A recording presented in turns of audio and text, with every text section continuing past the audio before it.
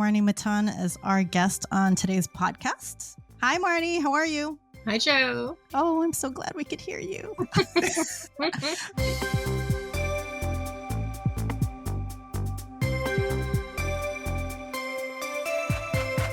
Before we get started, I want to tell all of you a little bit about Marnie, and then we'll get started. So Marnie Maton is a versatile global marketing executive and award-winning author who graduated from George Washington University. Her book, Vote for You, Take Your Seat at the Table, debuted earlier this year and became a #1 bestseller in the Amazon Career and Development category. Vote for You is an international 2024 Firebird Award winner. The book traces her journey from suburban Los Angeles to corporate boardrooms in Austin, Santa Monica, and London, reflecting on her early writing ambitions and immigrant background. Currently, she serves as a chief marketing and patient experience officer at a healthcare company committed to delivering quality care to underserved communities. Marnie resides in Los Angeles with her son and puppy, Rocky. Learn more at www.marniematon.com. You'll see the spelling of that and her full bio in the show notes. So again, welcome, Marnie. Hello, Marnie. Thank you, Joe. I'm happy to be here with you today. Yeah, I am thrilled that we got this to work. So yeah, I'm glad that we can actually hear each other. We ran into quite a bit of audio issues before this call, didn't we? So yes, it's a good icebreaker. But anyway, Marnie, of course, you're on a divorce podcast, so let's talk about your divorce. All right, so let's skip to the meat. Once you decided to go through with your divorce, tell us, what initial steps did you take to organize yourself? Because I feel like it's a little different for everyone, right? Yeah, for sure. And the reason why we've also brought Marnie on is to kind of start hearing it from other people, because everyone's journey, everyone's trip is different there. Mm-hmm. You know, you've definitely heard our story. So we also want to, like, if a friend or someone that we know is comfortable to come on to share their experience, you know, we're going to rope them in, and so that you guys can also learn from them. Yes. So that's why Marnie's here. I'm happy to share. Definitely. I think for how I got prepared, I mean, I really had to reach out to the far fields of my network to find support. And I think that was like a really big lesson in the process. I found Joe actually through my sister's husband's best friend from high school. Sister's husband. Yeah.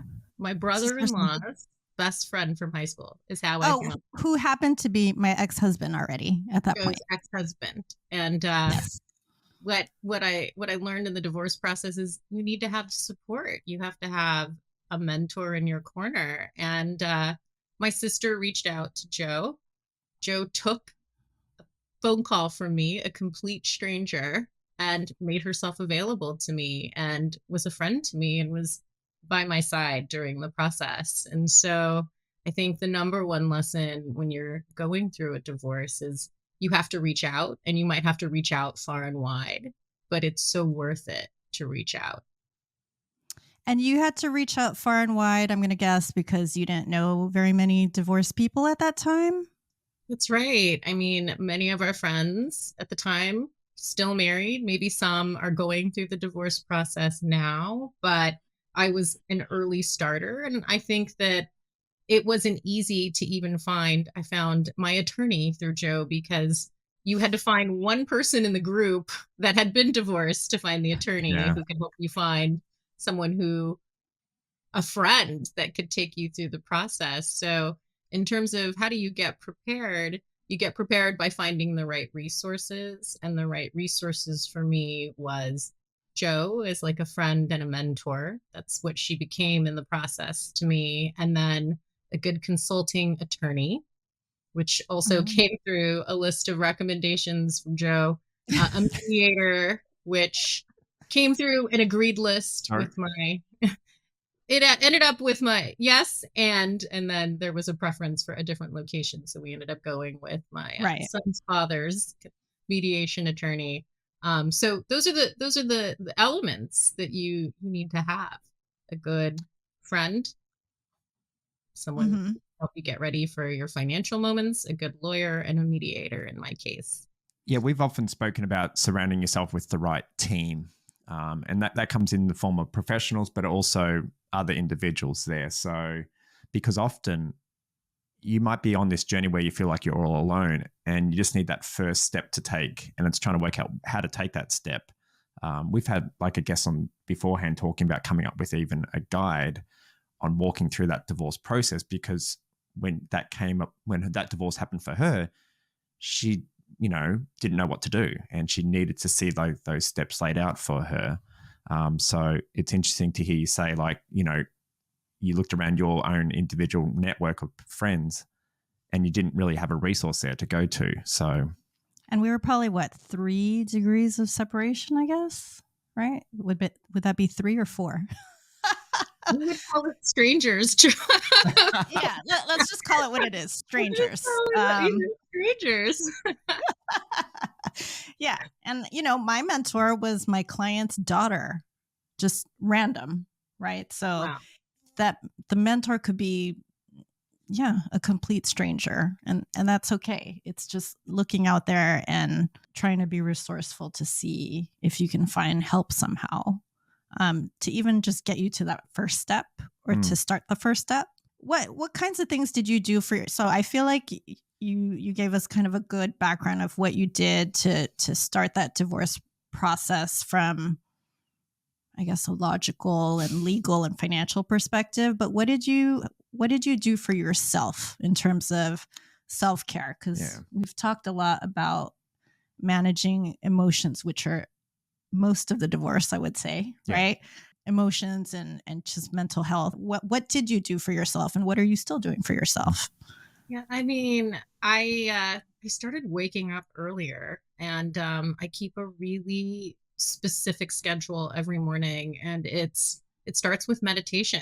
I do a 15-minute meditation practice, and it's around loving compassion for myself and for others, and maintaining that and keeping it at the same time every day was really critical. And then fortunately during COVID, I joined like a sitting meditation group that meets twice a month. That is actually remote now. It used to be in person, but I maintain that on a lot of different topics. And so that has it's helped me just get centered and focused, and to be able to move through the many things of being a parent, single, working, co-parent. And so all those things were really important. And then I try to get 10,000 steps a day.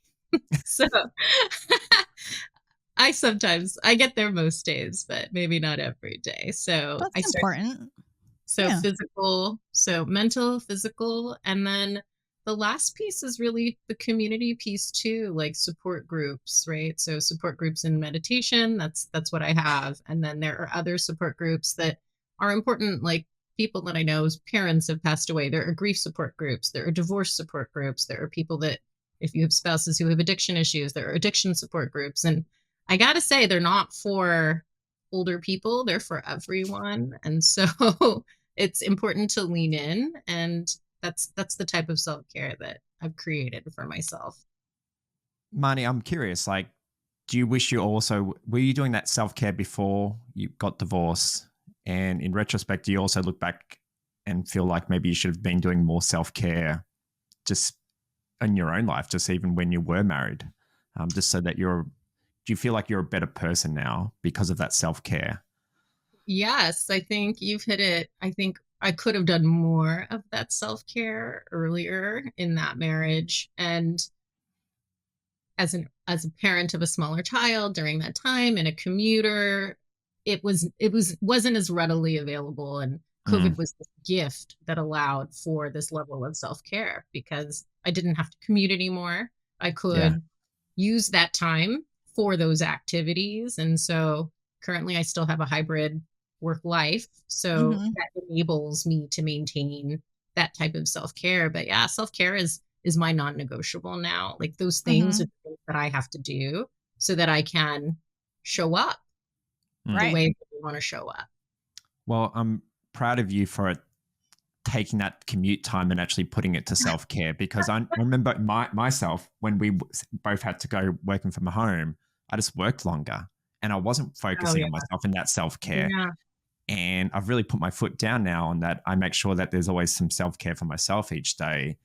And it makes me both mentally stronger and more present for my family. It just makes me a better person, I think, overall, and healthier, hopefully.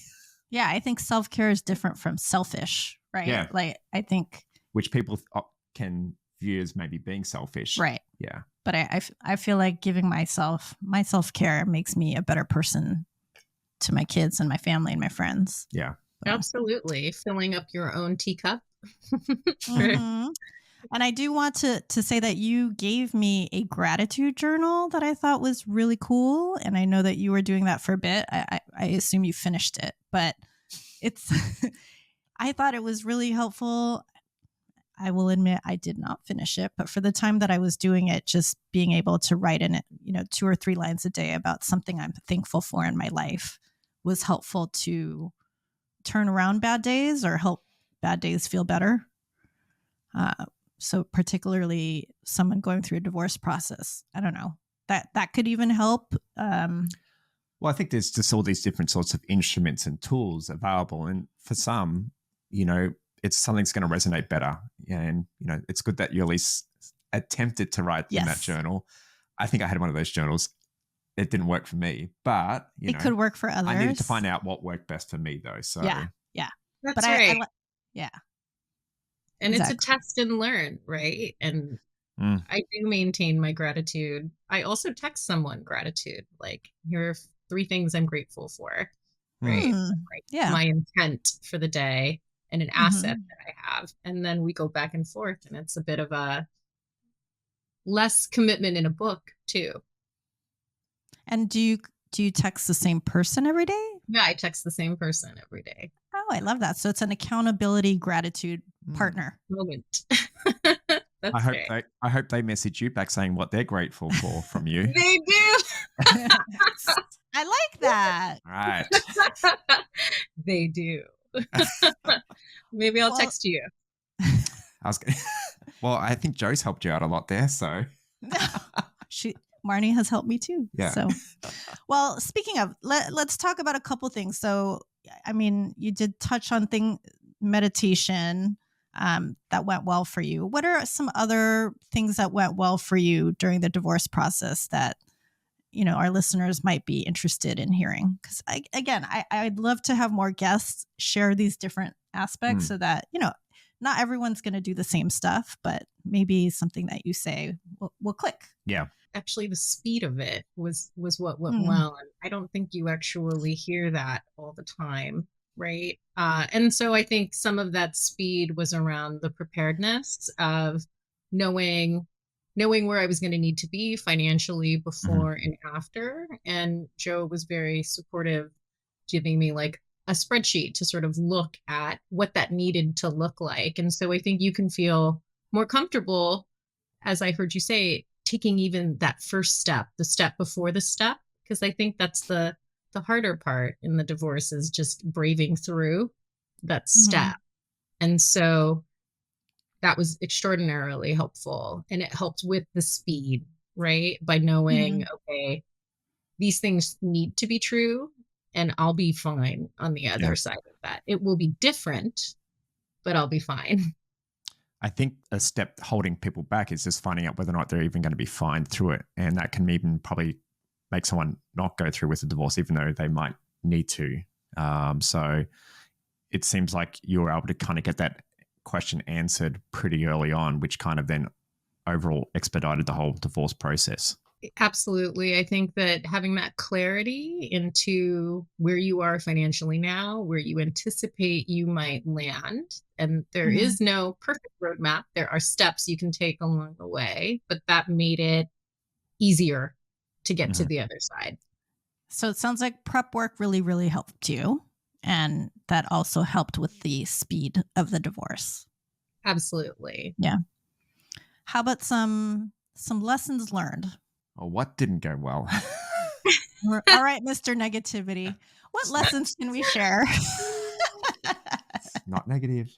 Realist. All right. Well, lessons and what didn't go well. I think we all talk about non-negotiables, what you think you absolutely have to have when you're done on Mhm. being on the other side of it. And Mm. I thought it was the home that we shared as a family. And that was my like non-negotiable going in.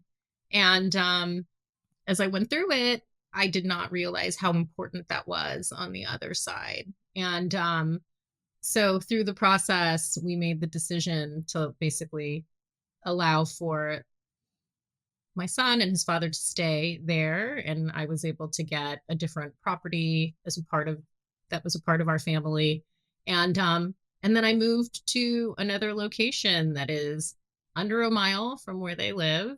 And I started a really great and different life that was very connected to theirs still, but still allowed me to start a new beginning and get my puppy Rocky and join a new community. And so at the time, it might have felt like a loss, and it was a loss, and accepting that loss, pushing Mhm. through that loss. But at the same time, it turned out to be really amazing opportunity. So I think that's pretty important to hear because I would say most people that own a home, Yeah. uh, Well, you actually didn't want yours, but well, Yeah. but most people want to keep their home no matter what, even if they can afford it, Yeah. even if it's not going to work out, they just want it no matter what, emotionally. That's right. And there's so many stories that are coming to mind of just like, yeah, I need to keep. It's like the numbers do not make sense. yeah, You're emotionally tied to the house, but financially, there's no way that you can afford it. right. And it's really more about that person, like me, versus your kid. Like, do you think your son really cared in the end that you moved to this other place? In the end, now it's been a few years, and I think we're very happy to have the space, location, lots Yeah. of bike rides together. And so it's unlocked like a lot of activity for us to do together. And so I think that's the opportunity too, is it's like how you focus your time so that you can have that time with them in that new space, and starting that. Jade talked about it, right? Starting those new memories. Yeah. Yeah. You are in a pretty sweet spot. So I was gonna say, I'm just like, pretty- Yeah. I mean, how pretty can you beat that spot? But no matter where you are, I think it's just like leaning into that new environment, and it might feel uncomfortable initially, but there's beauty and enjoyment wherever you are. Like when people You always have ask to me the create question, it. like, You have to create the what's your favorite enjoyment. travel? I'm like, all of them. Like, Yeah, the good and the bad, because Right. there's goodness in the bad of right, experiences. right. Yeah. Exactly. So back to mentors, Marnie. And your book, Vote for You. You talk about mentors a lot and how that helped you in your career. Do you want to talk about that a little bit more? Yes, mentors have been critical for the divorce process. Like you, Joe, it's also been really critical professionally. And I think mentors come in all shapes and sizes, and they come from different places. It could be a colleague that you work with that's maybe in a different department that you're like rubbing each other up and cheering each other on to do the work, right? You can kind of co-mentor even when it's like at level. And then I've also been really fortunate to have just like an external mentor who was someone I met early in my career. She took an interest in me, and she helped me get my first job in from consulting and real estate into marketing. And then she stayed along my side. And when I went through the process, I would say, hey, should I take this kind of job, or how do I ask for this? And then the third thing is I actually have hired professional coaches, and professional career coaches have been a game changer. And so I share what I've learned spending thousands of dollars with those folks. Investing thousands of dollars. Yeah. Yes. That's right. That's right. Investing in myself, investing in all of that effort. Mm-hmm. Yeah, which is, some people can view it as being selfish potentially, but you're just trying to be this better person. It's not like you turn around and say, I'm amazing, I'm terrific. It's like, better person for everyone. yeah, that's right. But it's investing in yourself, just like what we've said for therapy, right? You're not spending on therapy, you're investing in it. So business coaches are similar. You're investing in the business coach to make yourself better. Exactly. Well, so tips for our listeners, perhaps some of the tips that you have in your book. So any quick tidbits for those in the divorce process or looking actually to grow professionally post-divorce?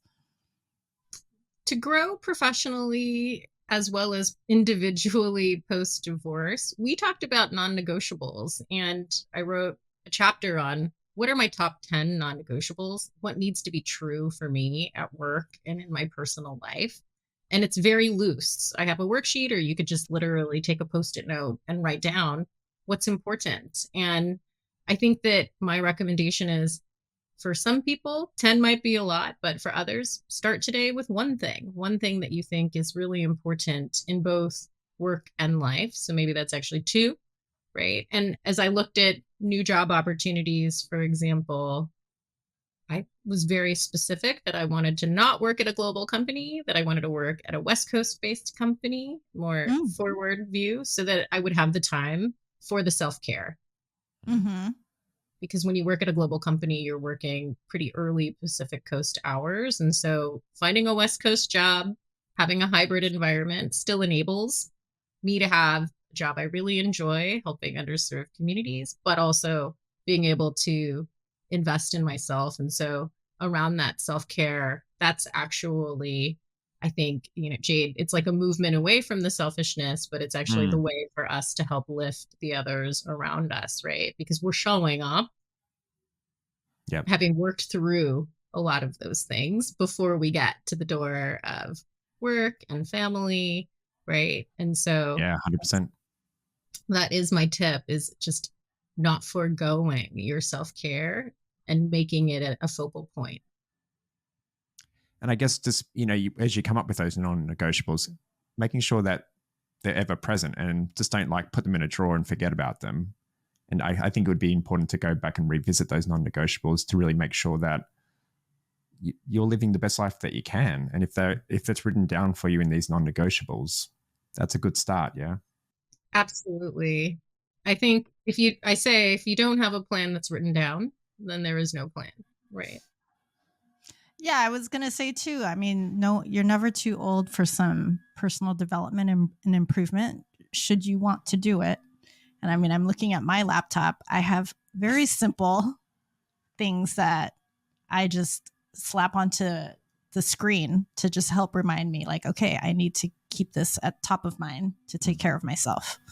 So it can come in any number of ways. So yes, a written plan, or even just a reminder Post-it on your mirror every day. Just depends what works for you. Yeah. Yeah. Well, thank you, Marnie. This has been awesome. Yeah. Thanks for opening up and sharing with us and also listeners. Yeah. I guess your story and your journey. So now we're going to have you participate in our fun little game that we do at the end of every episode called Divorce This or That. Emotional mental support, or divorce financial. Yeah. Which one are you pitching? Or mentorship. Yeah. I'm going to go emotional and mental support, friends. Wait, you're going to choose that, or are you going to divorce that? I'm going to choose emotional and mental support. And why is that? Because if I did not have people by my side like Joe coaching me along the way during my divorce process, it would have had a different outcome. But I gave you financial information. So I guess I would just be a nice person. Yeah. Just a nice person, but not talk about numbers. Is this how you're going to spin your answer? You could have talked about numbers. Support did not preclude financial counsel. It just wasn't a plan. Oof. Ooh, I don't know. All right, you're the guest. We'll be polite. Okay, we'll let you go. Why? What are you going to say? What are you divorcing? I'm going to have to divorce support. What's support? For financial stuff. Oh. Because I am the financial person. So neener. I know how to do that part. But yeah, I feel like I need emotional and mental support all the time. Yeah. I do. I can't, I need my family. I need my friends every once in a while. I need a therapist. That stuff needs to be addressed in a positive way. I don't want to avoid it, Jade. Yeah. Oh, look, I know how important the financial part of it is, but my family, I can't ever replace them. So that's, and friends. So I would pick that too. And I'd definitely be then up, to make sure that I don't make those financial mistakes. I'll be doing a lot more due diligence on my own. Maybe I'll hit up some like YouTube videos or something like that, or some podcasts that maybe I can learn from.